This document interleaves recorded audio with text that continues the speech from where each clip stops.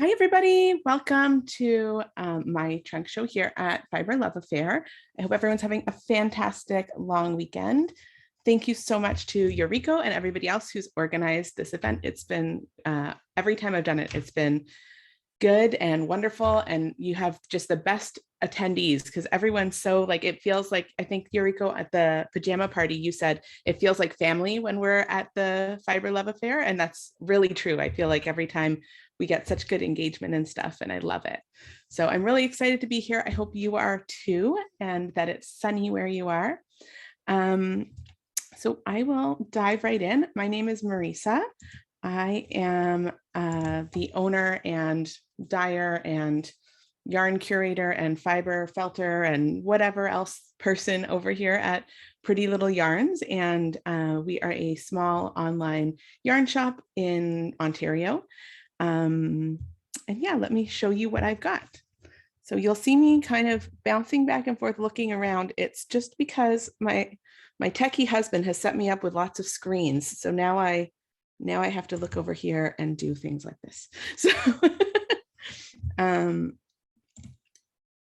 so yeah, so today we're going to first meet, not really meet, but take a look at some of our suppliers, do some indie dyer spotlights so you can see which dyers I carry. I have some hand knit samples that I would like to show you and share with you because those are always a hit at the in-person shows. And one of the things that's been hard with the virtual shows is that you don't get to kind of touch and squish and look at all of the samples and things. So you still won't get to touch and squish them, but I will squish them on your behalf. And then we will look at my felted stitch markers. That's a line of stitch markers that I came up with myself, and I make them all myself by hand. And we will get into those a bit later. We'll take a look at some looms and felting kits, which are new. And then I have a demonstration to wrap up the show with, which will be your choice. So you can take a think about that while we are talking.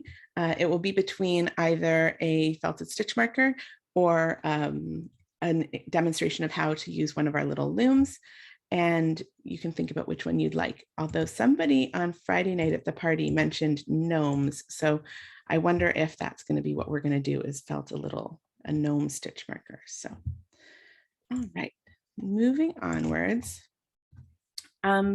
So as you can see, all of the suppliers that I have include small Canadian businesses, small Canadian dyers and makers, because when I opened Pretty Little Yarns, one of the most important things to me was to make sure that my small Canadian business was helping support other small Canadian businesses, and that I was inspiring people to craft with other things that people had crafted, which has still remained true to being our kind of driving force in our business today. So we have people like Sweet Paprika, Yarn Indulgences, Sinister Yarns, Essence of Autumn, Dye Pretty, which is me, and Chip and Sparrow, Bling Your String, and you'll learn a little bit more about all of these as we go on. So you'll notice in the corner here, just above my head, there's a coupon code for today for the next 48 hours. For 15% off of select product lines. And as we go through, you'll learn which product lines they are. But once you use this coupon code, you'll have it applied at your checkout if you decide to shop with us today or tomorrow. So first up is Sweet Paprika. If you've been to Fibre Love Affair before, I think you've probably seen them present themselves as well. Sweet Paprika is a wonderful company in Montreal, and they hand dye beautiful yarns and are really well known for their gradients, which, sorry, I'm always flipped around, which are that way on the far side of the screen. They have beautiful gradient yarns and just wonderful solid colors as well. We carry their gradient yarns, some of their kits, and their three main superwash merino wool lines in all of the colors. So that is something fun to look for. And we also have, I don't know if I said, but we have some of their kits, and we're actually getting their new kit in, but not for a couple of weeks yet. But they have a new kit for a really sweet little baby sweater. So if you're in the market for a sweet little baby sweater, it's coming. Thanks for dropping that link for me, Yuriko. Next up, we have Yarn Indulgences. Yarn Indulgences, when they came on board with us, was another Ontario dyer. Now they've since moved to the East Coast. And so I don't think that they're out here as often, but neither are most of you guys probably, because you're probably on the West Coast. So, but she has really beautiful colorways in that they are very, they're variegated, but they're very painterly, is how I would describe them. So I try and have each of my dyeing suppliers have sort of a different style of dyeing so that they really stand out from each other. Every colorway that we carry from Yarn Indulgences is unique to our shop, which is kind of fun. And we have 4 bases for that. So the next one is Sinister Yarns. Sinister Yarns is a small dyer and in Ontario, and they, as well as Yarn Indulgences, are included in the coupon code this weekend. And they have a more kind of bright and funky kind of look to their colorways. As they do have some, as you can see in the bottom there, where they've got coordinating semi-solids, but by and large, their stuff is variegated and bright and tonal and that kind of thing. We have 7 different bases, and a lot of the colors do come on the different bases. So if you're looking for something in particular, then that is the place to go. Oh, you use Carrie says she used the gradient set from the Sweet Paprika slide for Amba's Grevillea shawl, and it turned out beautiful in the black rose. The black rose is really stunning, and I have actually one of the samples that I'm going to show you later is with the black rose, and it's a really interesting colorway because it fades from black to red, and it's just really pretty. Thank you for shopping from my shop.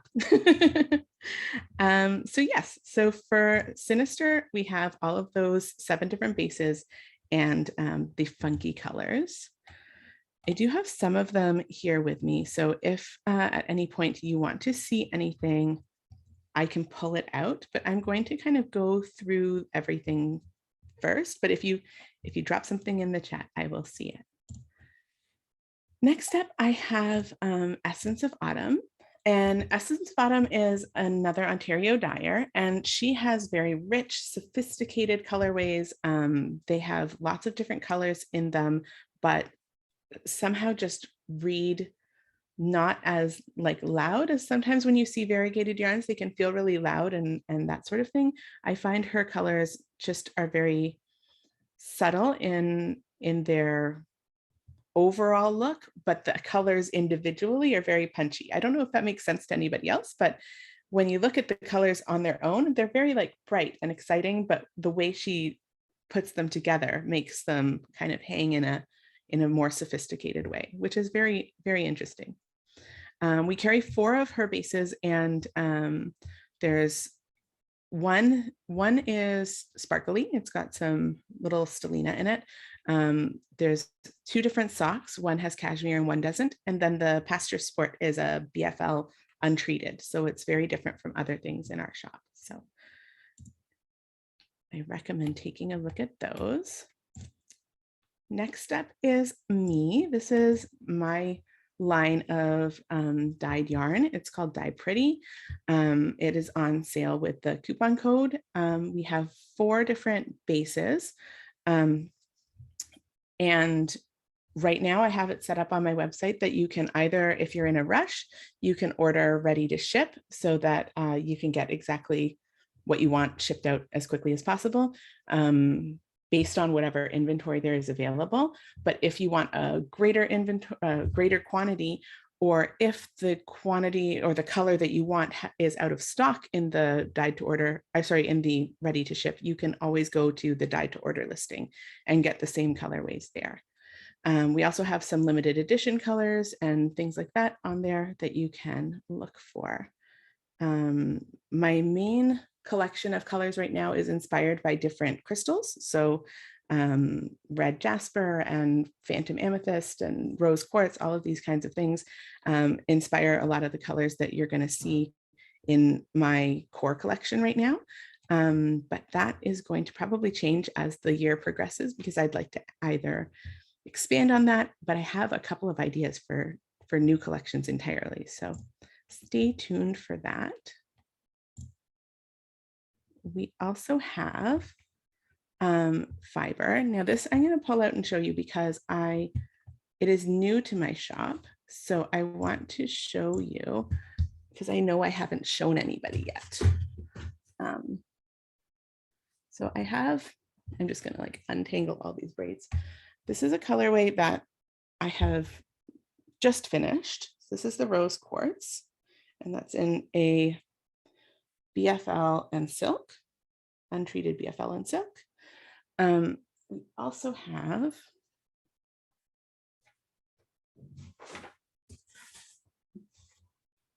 this one, which is the one that's on the screen, actually.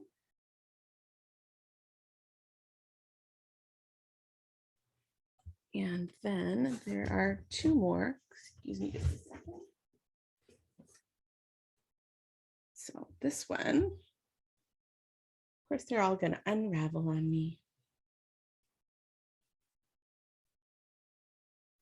This one is Sodalite. So it's blue and brown, like a coppery brown color, and white. It's very pretty, if I do say so myself. And this one is rhodochrosite. Thank you, Nikki. I love the blue also. I have,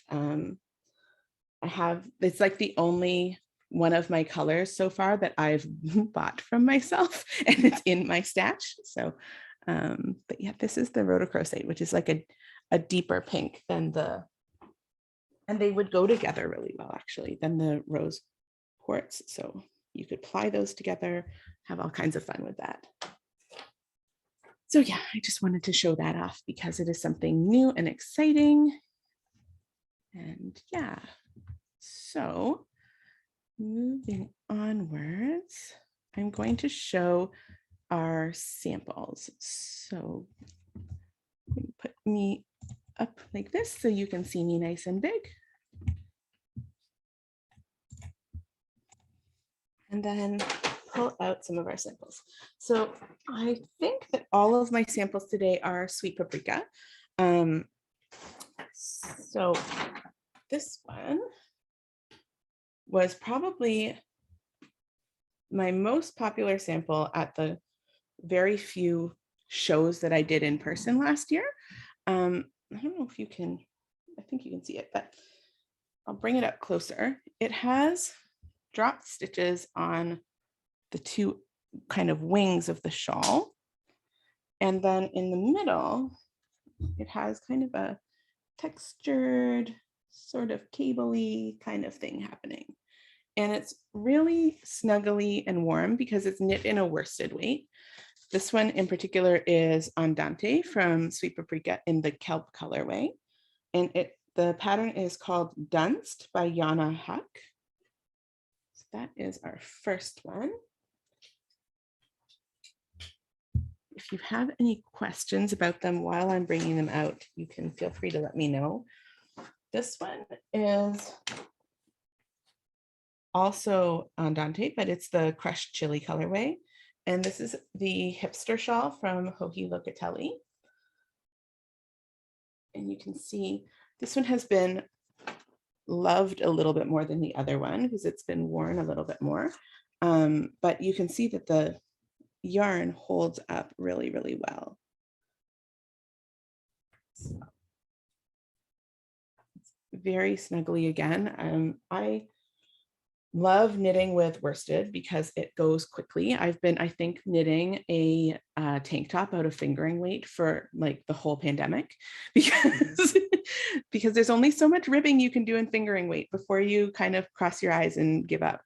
But when you're knitting with worsted, it just kind of knits for you. So I love the idea of making thick, cozy shawls out of worsted weight yarn because they go quickly, they keep you warmer, and they are really beautiful way to show off those colors. Now, what else do we have in here?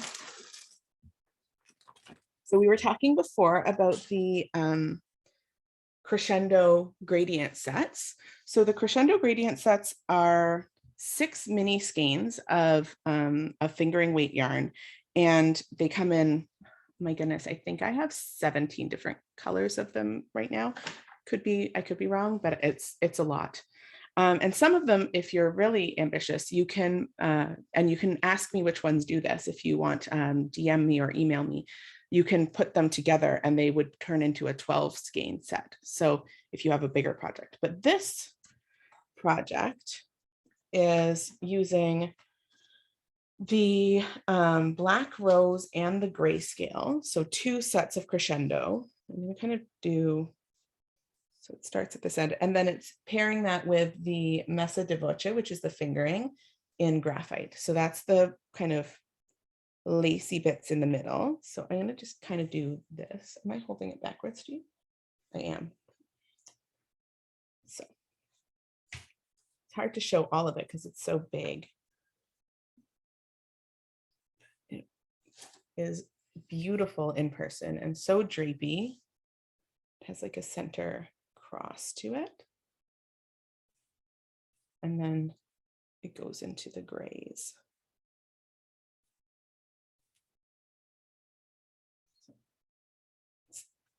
Hard to do it justice on a video. The name of the design is Kaiku, K-A-I-K-U, and the designer is Katrine Birkenwasser. So I'm going to type that in because those are not easy things to remember. So Kaiku by Katrine Birkenwasser. There we go.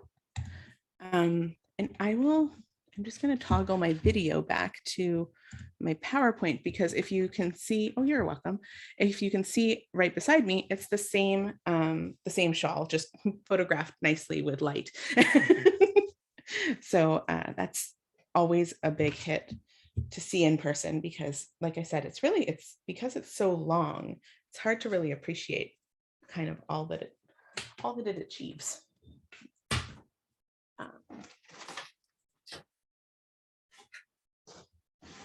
Oh, this one is missing its information. I usually have a little tag on it, but this is another, I'm going to go from memory here. This is 1 skein of my Rare Gems yarn, which is what any of my one-of-a-kind yarns is called. You'll find it under Rare Gems. So it's 1 skein of the Rare Gems, and it is another Joji Locatelli pattern. I want to say Venezia shawl, and the way it's knit is you start at the point and then you weigh your yarn first. You start at the point, and then when you get to the middle of your weighed amount of yarn, you start decreasing to go the other direction. So it's really wonderful if you've got like a single skein that's really special to you, or if there's a one-of-a-kind color that you don't think that you're really in love with and you can't get more of it. It's a wonderful way to use those up, and it makes a really nice little scarf.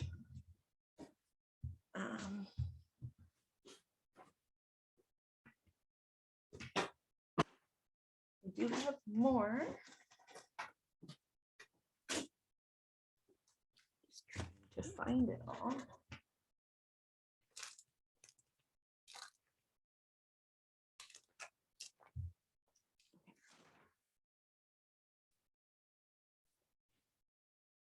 Now, again, unfortunately, the tag got misplaced, looks like, but this is just a little simple cowl that's made from the minuet from Sweet Paprika in azul and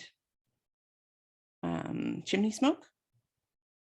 So it's just a garter stitch cowl with some striping. I'm going to bring it right close so you can see the striping. It should be on the big camera again, shouldn't I? Silly me. So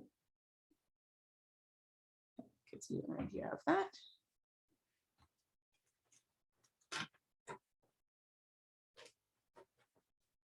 And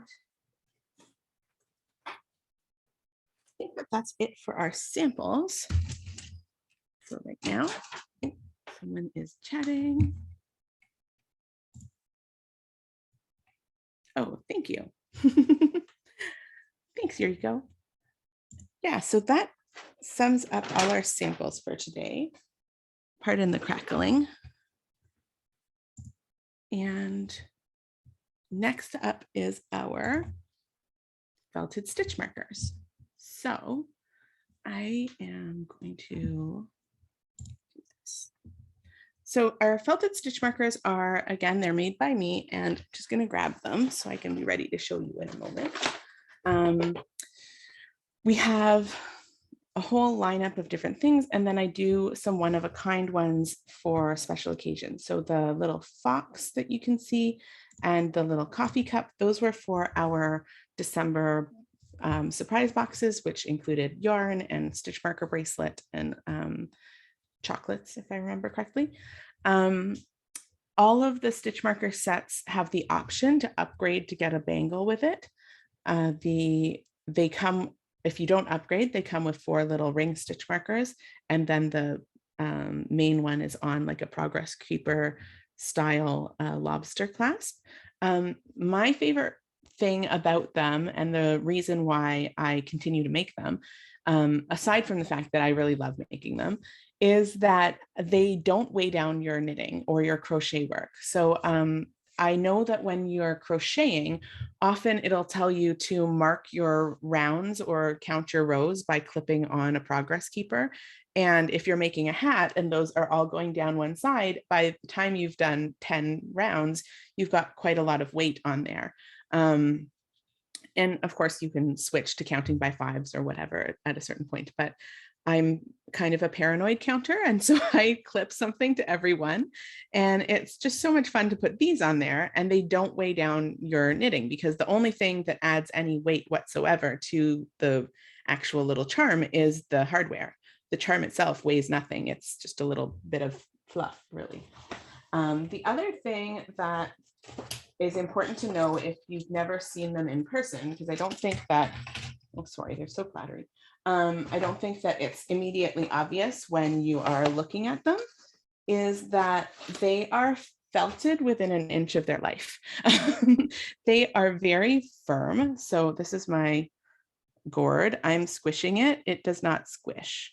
So I think that that's something that people find surprising. They expect it to be really squishy and not very durable, but they're not, because they don't squish, because I felt them until they can't be felted anymore.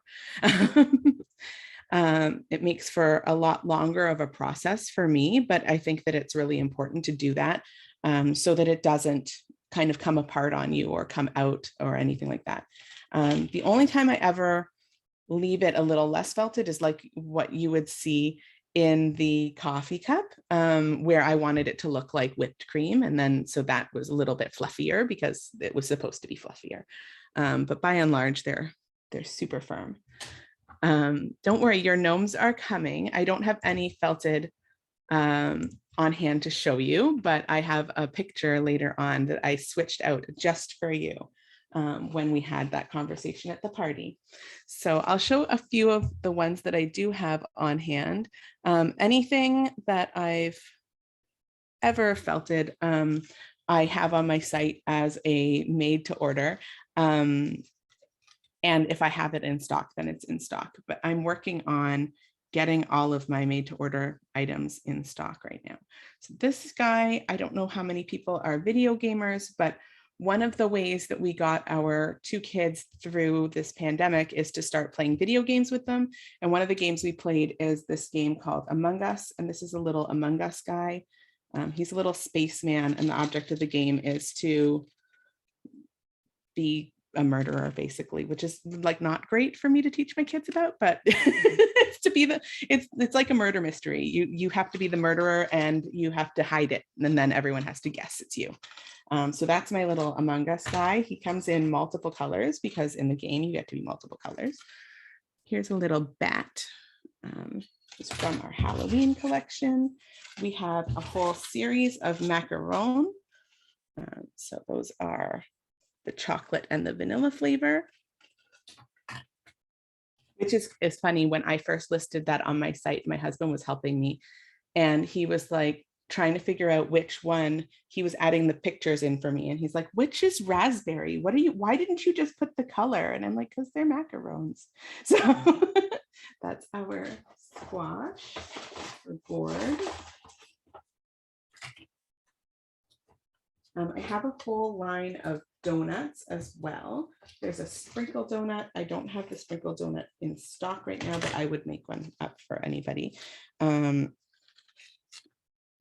that's because during the pandemic, when we were in lockdown, my dad would like contactless deliver us donuts to stay kind of in touch with my sons. And so it was like a big highlight of every week was that no, which is what they call him, would bring them donuts. So now I have them immortalized as little stitch markers. So here's a old-fashioned plain donut.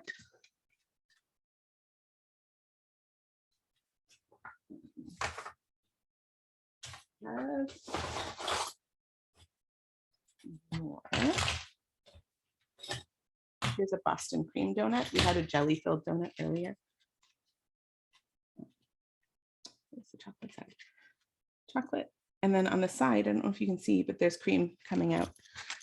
So I try and pay very close attention to detail on these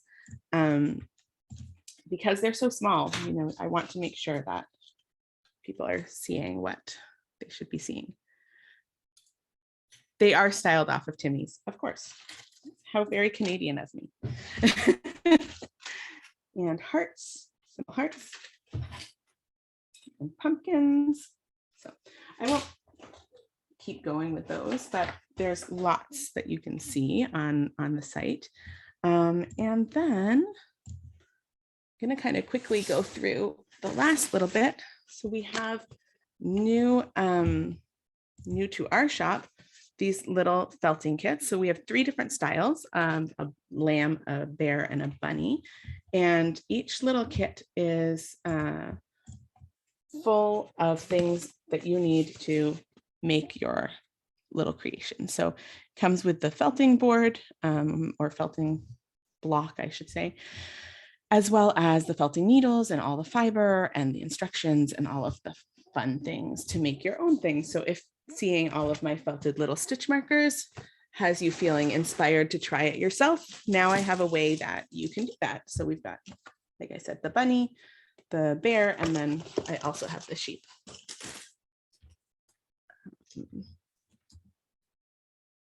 Next up is the looms. So all of our looms are in cellophane bag right now. So if you hear a lot of crinkling, I'm very sorry about that. They all are made in Guelph, Ontario, and they're all made by hand by a small business, which is always fun and exciting.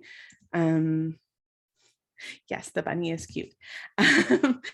And so we have lots of different styles. Our newest style are these clouds, which down. They make this sort of little cloud wall hanging, and they come in a rainbow and a teal, as well as a small and a large size. So those are kind of the kind of kits where you get everything you need at once. For the other ones, we have a whole host of different ones. Here's the small rainbow one. So it's a smaller little kit. But for the other ones, we have a collection of different shapes and styles. And I have one of my personal collection over here. That is the bracelet one. So they have a whole host of different ones, and they all work the same way, where you warp it by using the little notches, and then you weave straight through it. They come with everything you need except the fiber, but I carry little hand-dyed fiber kits like this that come with everything you would need to start a project. They're not all electric colors like this. Some of them are sensible colors, but it comes with a little bit of fiber, as well as some thick yarn and some thin yarn and some embroidery thread, so you can work your loom. So it's just a little kind of get started, plug and play version of trying out those looms. So if anybody has any questions, feel free to drop them in. But here are your gnomes, Tiffany. And here's where I'm going to ask everybody to pop into the chat and let me know if you would rather me start a little weaving for you to show you, or if you would rather I make a little gnome to show you. So, or something else. If you would rather I make something that's not a gnome, I can do that too. But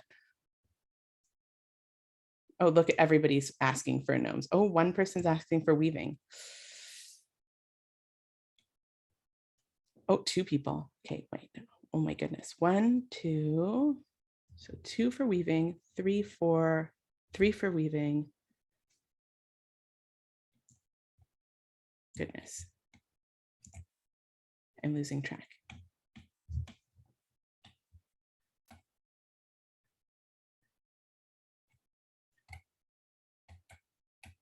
It looks like weaving's winning. 1, 2, 3, 4, 5. Is everyone done voting? Okay, hang on. So yeah, it looks like weaving wins to me too. Okay, it looks like weaving wins to me, but what I will do for you all is that if you follow me on Instagram, I promise I will at some point in the not too distant future put a gnome felting video up for you. I will felt a gnome on Instagram at some point, but today it looks like we're doing weaving. So over here, excuse the mess.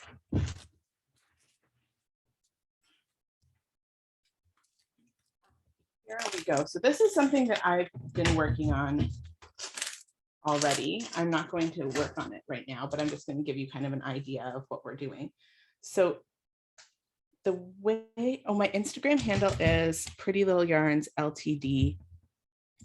Someone already had Pretty Little Yarns, so I had to add the LTD on it. It's not that I'm hyper professional, it's just that I didn't have that handle available. Voila. Okay, so in here is the largest size of loom that we carry, and it is called the Mezzo Loom.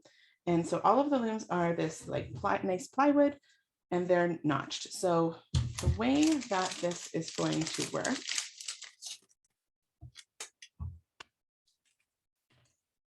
is I'm going to grab my bag of scrap yarns. I like to, one of the reasons I like these little looms is because I always have these odds and ends from former projects.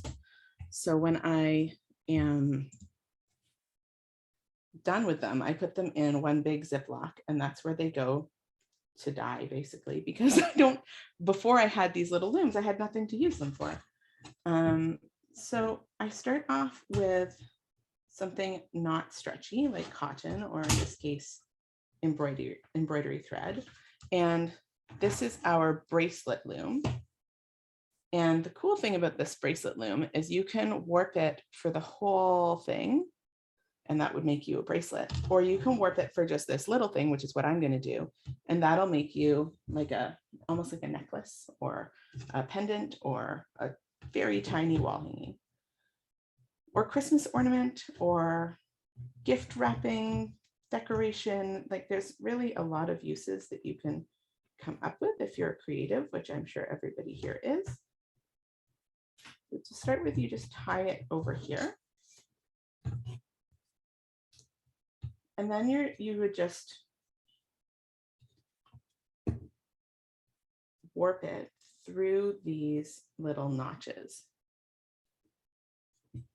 This is about as fiddly as it gets. After this, it's a lot less fiddly, honestly. I'm just going to straighten everything out.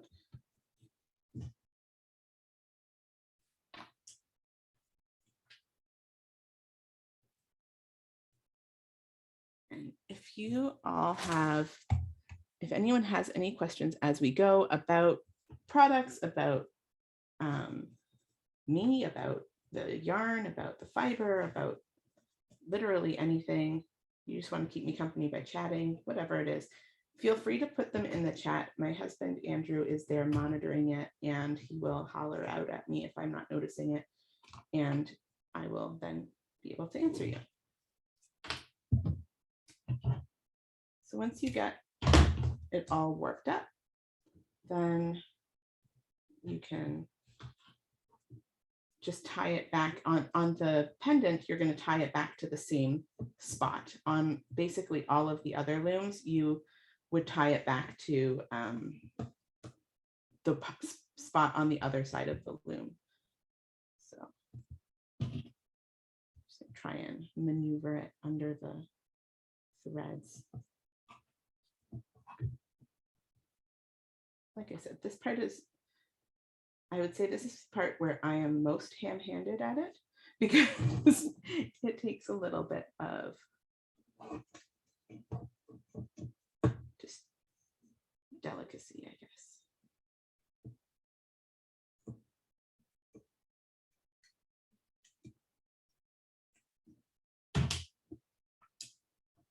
So now that you've got it kind of in the right spot,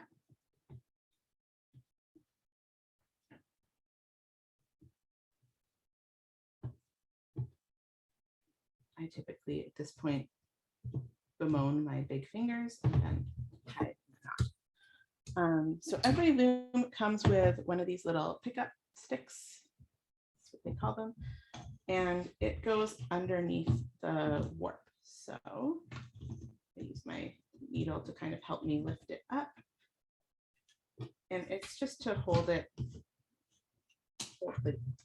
thread up so that you can more easily weave through it. These other sides probably won't end up getting woven on. Now, in the larger size, like this one, it comes with a little tiny comb that you would use to kind of back down your weaving as you go. The smaller sizes don't come with that. And so what I normally use, I don't have it here right now, but I would normally just use a small fork, a plastic fork or a metal fork, and I bat it down with those. So I'm just going to start with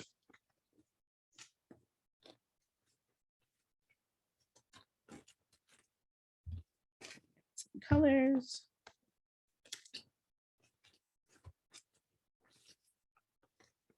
Don't drop my needle into the abyss of the yarn.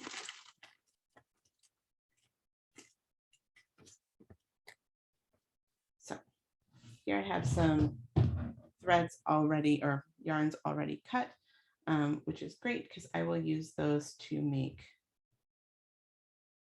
my fringe. So if you wanted to make a fringe, you would lay it over the 2 bars and then kind of pull it under from the back and through the middle.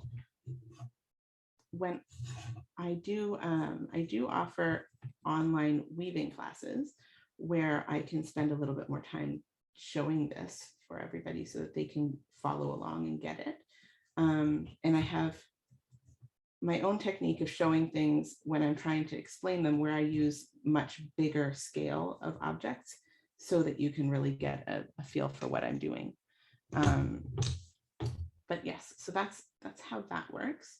And you can add as many threads to each one as you want to make as full or as thin a fringe as you'd like. Sorry, every once in a while, I'm just going to wiggle the mouse to make sure that I haven't missed any comments or questions.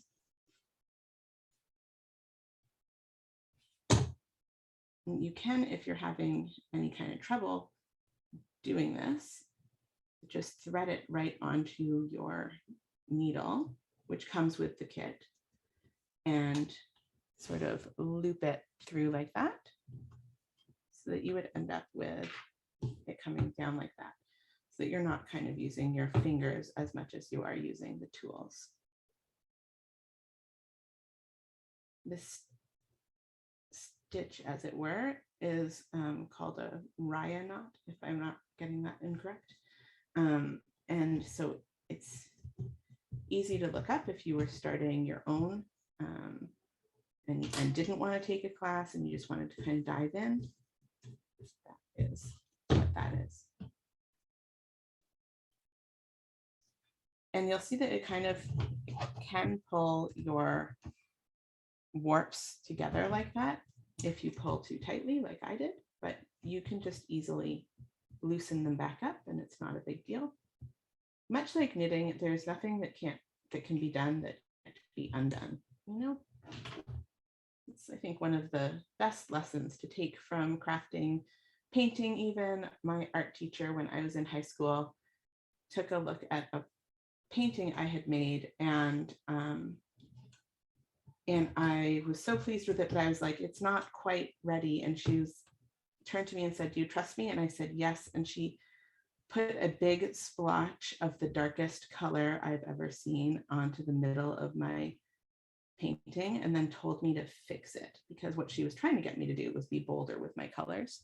But in the end, all of the things, intentional mistakes or like that one was, or accidental ones, they just push you to figure out how to fix them, which is a great thing. So now you have that. And if you when you're done, you would trim that off and give it a nice little haircut. I'll do that now, just why not? I would normally do it a little bit more intentionally, but I'm trying to go quickly because I only have a few more minutes. So that's that part. And then I like to usually go from there into just a plain stitch for a little while. You know that. For anybody who is thinking of trying one of these looms or the fiber kits or anything else, if it's not something you've done before, I can understand how it might feel intimidating. But and one of the biggest questions I get usually at the in-person shows is, how hard is it? It's really as hard as you want to make it. So I've done bracelet weaving with my son. At the time he was 5, and he did great. He got a little sidetracked because he was 5, but aside from that, he was totally able to do it and was great at it. So I always say it's as complicated as you want it to be. Weaving can be very simple, and it can be very nuanced and fancy. But to start, I like to just play with this plain stitch. And to do a plain stitch is probably exactly as you suspect it to be. You're just going over and under the warps. So you get your yarn on your needle, and you don't have to use yarn either.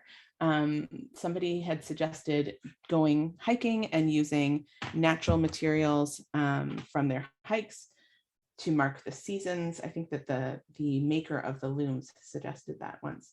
You can use ribbons, you can use, might be a little creepy, but you could use hair. Like, there's all kinds of things that you could use to get into your weaving and give it different textures, give it different reasons. Like, you might, maybe you're using hair because it's your child's first haircut or something like that. There's all kinds of ways you can use it to mark different events or different seasons or that sort of thing. So when you're doing that, you use your needle and you just go under and over and under and over and so on. And it makes a little woven pattern.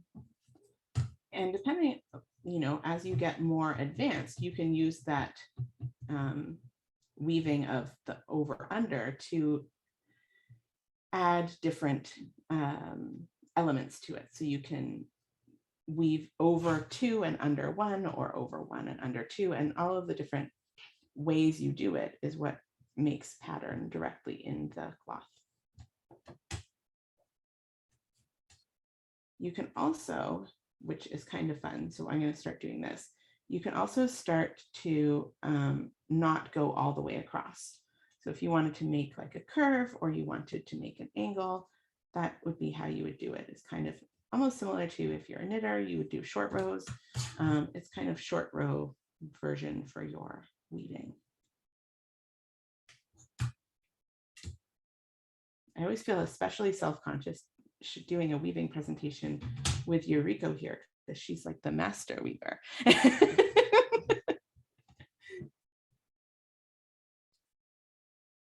yeah, you can do this for as long as or as little as you want before you switch colors or switch styles. So just keep going here. Thanks, Eureka. Yeah, it's fun as a starter kit, and it's fun to do with kids. March break is coming up, so it's a fun little activity for small humans. It's also fun to do with older people who are, you know, trying to maintain mobility in their hands, and also, you know, I wouldn't maybe do this size for the people who are trying to maintain mobility, because that's going to be very challenging for them. But for people who are, you know, combating cognitive issues, like it can be, because it's a smaller, more simplified weaving situation, you can kind of do what you want with it. And I really love that about it. My non-fibery niece, who's actually not even very crafty, but she picked up the mini version and likes to use it almost as like a meditation. So when she's having a rough week at university, she can pick it up and make a little coaster, and then she's said she finds it helps calm her, which I think as crafters, we all are familiar with that.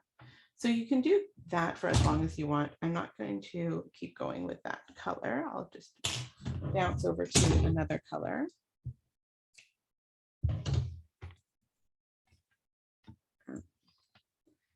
And again, if you are looking for these in our shop, they will be under tools. And when you get there, you should be able to see all the different loom sizes and things like that as well. If you're looking for the little fiber packs that I was talking about, they are called Wee Weavers palettes. And they have several colors. I want to say 15 different color combinations that you can look at. And they are lots of fun. I dyed them up and had so much fun putting the different color combinations together. Color is probably my favorite part of what I do. And my favorite part, if you're ever shopping and you're thinking, oh, I don't know what color to get, I don't know how these look in person, you should definitely 100% contact me, because I live for helping with that sort of thing. So it's my favorite. I have a background in interior design, and I loved color when I was doing that, and it just kind of lends itself to continue being a part of what I do.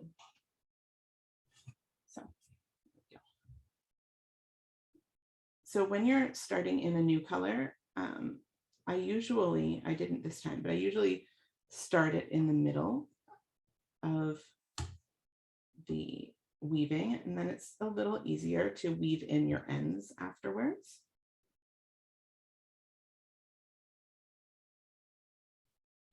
And so I'm just continuing with the same plain stitch. Now, right now it's looking sloppy because all of the ends are poking out, but once you weave it all in, those get hidden amongst the stitches. And you can see this green is coming in on a diagonal because of how I set up the pink underneath. So I'm just going to, what do I do with the ends? Exactly. So I weave them in. So I'm going to show you over here. There's all this chaos going on. So afterwards, all of those ends get woven under these loops here. And you can see this is where you would use your fork or something like a fork, oh my goodness, to smash them all down. Oh, thank you, Carrie. Yeah, color is my favorite. So if you ever need me for that, even if like you don't need me for that and you just want to like indulge me in letting me be a part of your color selection, I would be grateful because I'd have so much fun. So yeah, so we just keep on going like that. Now you can, looking at the time, you can then add texture. So this is, like I said, this is the plain stitch. If you were going to look up YouTube videos, it's called plain stitch. You can also add texture with this as well, by kind of, which is what I did here. Oh my goodness. I used Fibre to add this like fluffiness, and just by doing the same plain stitch but not pulling it as tightly. So I'm going to do a little bit more of this green, and then I've got some chunkier yarn that I'll try and do that with. It's hard to show the big textured things, like to do a sumac stitch or that like pebbly looking thing. It's hard to show on this little guy, but it's also very challenging to get a bigger weaving demonstrated and done in this time that we have in one of these little presentations. So trying to balance the line here. So yeah, and when you bat it down as much as you're kind of supposed to, you don't see the warp at all. So if I can show you here, when you push it all the way down, then the warp kind of gets hidden. And that's where that fork situation comes in quite handy, because it's hard to, unless you've got long nails, it's hard to really realistically get it all the way down.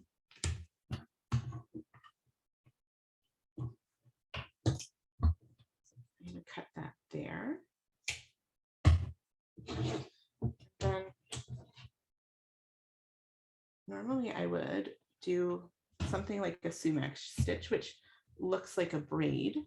I don't have one handy to show you, but I don't know if I will be able to do it on this little tiny guy. So to start, I'm going to just show you the difference when you're using a different texture. Suddenly the same stitch becomes very different.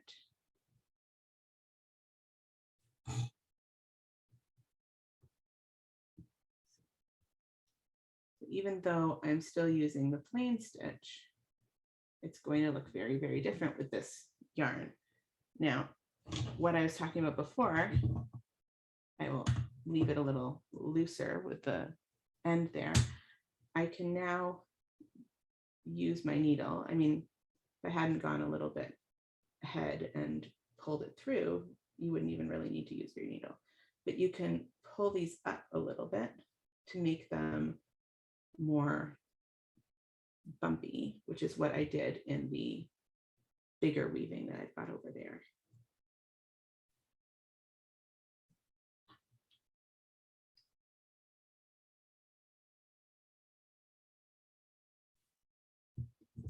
So now that little section, even though it's the same, technically the same stitch, it looks very, very different to what we were doing before, because it's got that little bit of movement. So when we're done, this would get trimmed off and tucked in the back. So I think I've got only about 6 more minutes, so I'm going to keep going a little bit longer. But if anybody has any questions before we go, I will let you ask them now before we get to the end of our time. Does anybody have any questions or comments or complaints? I'm willing to listen to complaints as long as they're not about me. So.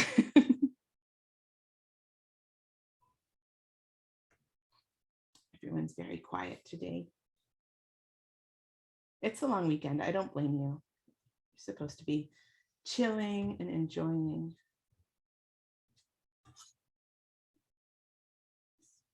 That there.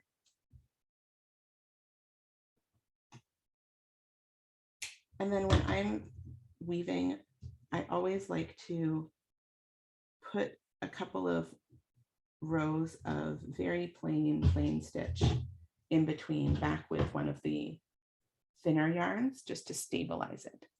Is it easier to learn to weave on a circle loom or a rectangle square?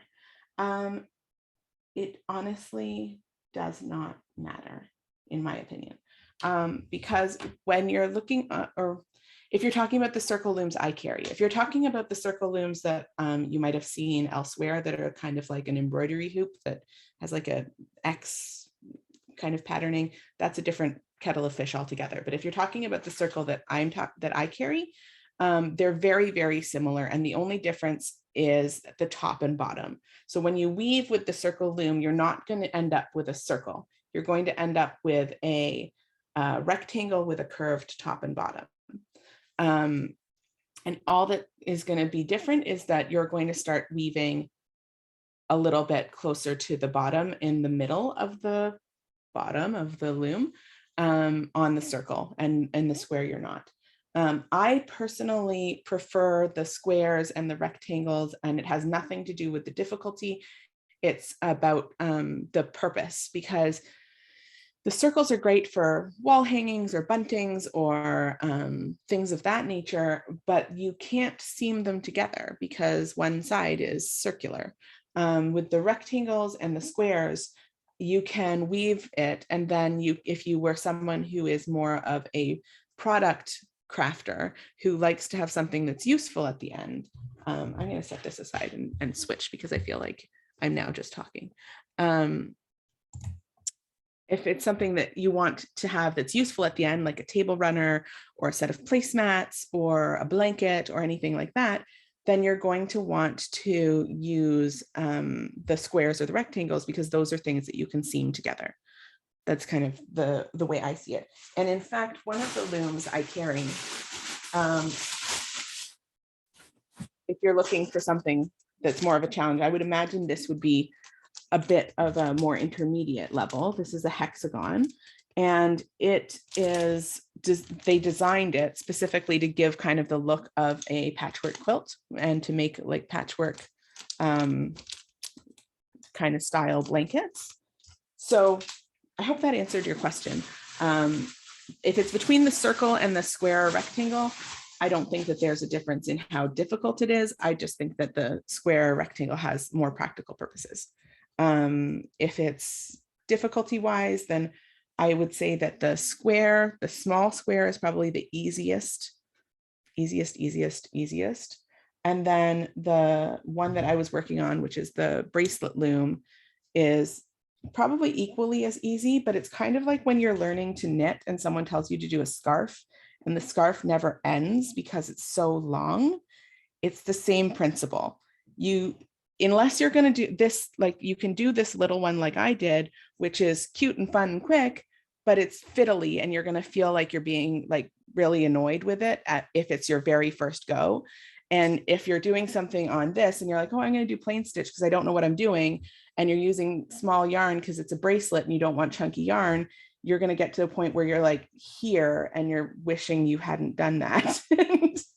So I would say this is kind of a step up from the square. So I would go square or circle, equal parts, depending on what you're using. Then this, and then this. This is not necessarily more difficult. It's just the same principle, that if you're very new and maybe you're not comfortable using the big fiber yet, then weaving with the thinner fiber is going to feel very tedious when you get to the top of something like this. That's just my hot take. So any other questions? It's 2:09. So before I let you go, I have to show you our very last slide. If you have questions, you can ask in the chat. Over here, I just wanted to make sure that I let you know our surprise secret treasure hunt word is this way. At the very bottom, ply, P-L-Y, which is easy to remember because it's the name of our shop, P-L-Y, Ply, Pretty Little Yarns. So That, that is us. Your coupon code is FLA 2022. I have been Marisa, and I am really excited that I got to spend this afternoon with you. Thank you again so much, Yuriko, for letting me join you.